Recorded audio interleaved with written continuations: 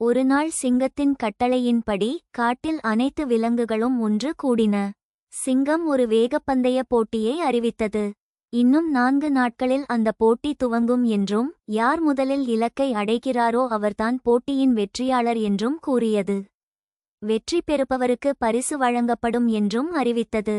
இதை கேட்டு அனைத்து விலங்குகளும் உற்சாகம் அடைந்தன. அந்த காட்டில் மெல்லிசை என்ற ஒரு நத்தை இருந்தது. அதற்கும் போட்டியில் கலந்து கொள்ள வேண்டும் என்ற ஆசை வந்தது. தனது ஆசையை நிறைவேற்ற மெல்லிசை தினமும் பயிற்சியில் ஈடுபட்டது.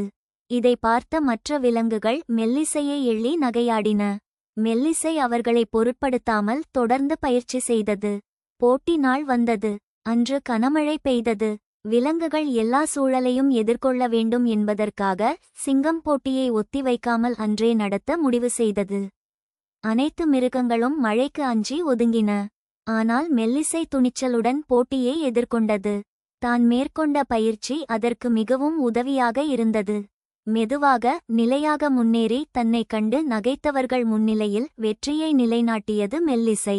அதன் விடாமுயற்சி அதற்கு விஸ்வரூப வெற்றியை பெற்றுத்தந்தது. சிங்கம் மெல்லிசையை வெகுவாக பாராட்டி அதற்கு வெற்றி கோப்பையை வழங்கியது.